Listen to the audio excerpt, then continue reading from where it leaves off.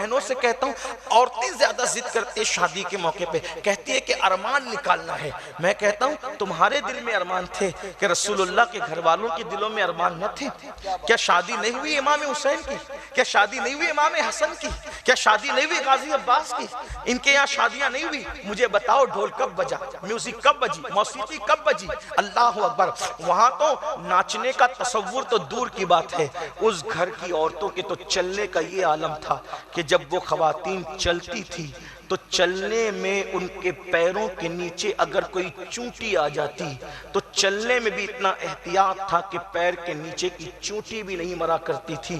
اس تصور کے ساتھ وہ چلا کرتی تھی۔ اور آج عورتیں شادی کے بھائی کی شادی میں بہن ناچ رہی ہے، اللہ اللہ۔ اسی طریقے سے سالیاں بہنوئی کی شادی میں ناچ رہی ہے، بھابیاں دیور کی شادیوں میں ناچ رہی ہے۔ آپ جانتے ہیں، اللہ اکبر، مجھے وہ حدیث یاد آ گئی۔ اللہ کے حبیب علیہ السلام فرماتے ہیں جس گھر میں عورت کے پیر میں گھنگرو ہوتا ہے، گھنگرو جانتے ہیں؟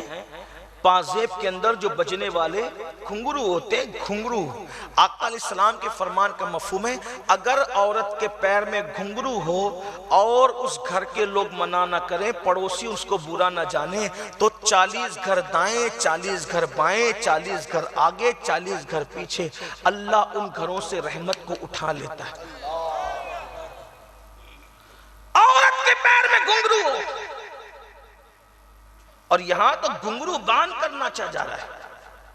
بلکہ آپ کو بتاؤں کتنی احتیاط تھی۔ ایک مرتبہ اونٹ کے پیر میں گھنگرو باندھ کر کوئی دیہاتی اماں عائشہ کے گھر کے قریب سے وہ اونٹ کو لے کے جا رہا تھا جانوروں کے پیر میں۔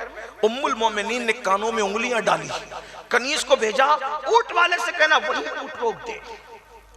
عشق کے تقاضے یہ ہیں، عشق مصطفیٰ کے تقاضے کچھ اور ہیں۔ ام المومنین فرماتی ہیں اپنی کنیز کو بھیج کے جاؤ اس سے کہنا اونٹ وہیں روک دے، اور فوراً پازیب کھولے، گھنگرو کھولے۔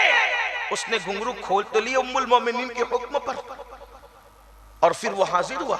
اماں جان نے کہا کیوں گھنگرو باندھا ہے؟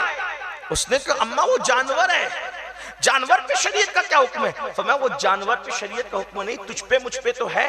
جس آواز کو میرے محبوب مصطفیٰ جان رحمت نے ناپسند کیا ہے وہ آواز نہیں سن سکتے۔ بتاؤ ان آواز کے جواز کا ہمارے پاس کیا ثبوت ہے؟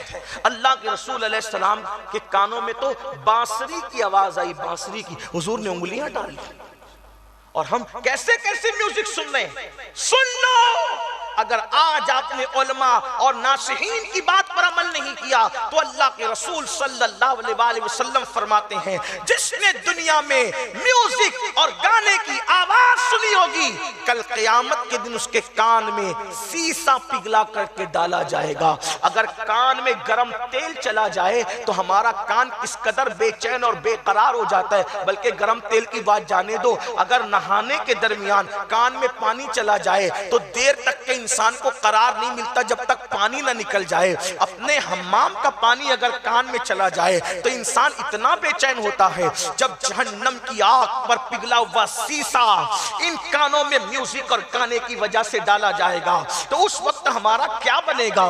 انسان اپنے آپ پہ تو رحم کیوں نہیں کرتا؟ اے مصطفیٰ جان رحمت کے کلمہ پڑھنے والے، تو اپنے آپ پہ رحم کیوں نہیں کرتا؟ خوشیوں کا اظہار کرو۔ خوشیوں کے اظہار کرنے کے کئی طریقے ہیں۔ ارے نعت مصطفیٰ بھی آج کل بہت اچھے لب و لہجے میں لوگ پڑھنے والے پڑھتے ہیں، خوشیوں کا سما بن جاتا ہے۔ ابھی یہاں نعتیں پڑھی جا رہی تھی، کتنا دل کو اچھا لگ رہا تھا، کتنا دل کو بھا رہا تھا۔ اس لیے میری گزارش ہے خوشی کا موقع ہو یا غم کا موقع، اللہ کے نبی کو آئیڈیل بناؤ اور ان کے طریقے پر چلو۔ بلکہ شادی میں تو یہ ہوتا ہے، اور شادی کی ہی سب خرافات اور بدعات پر جاتی ہے۔ جیسے مثال کے طور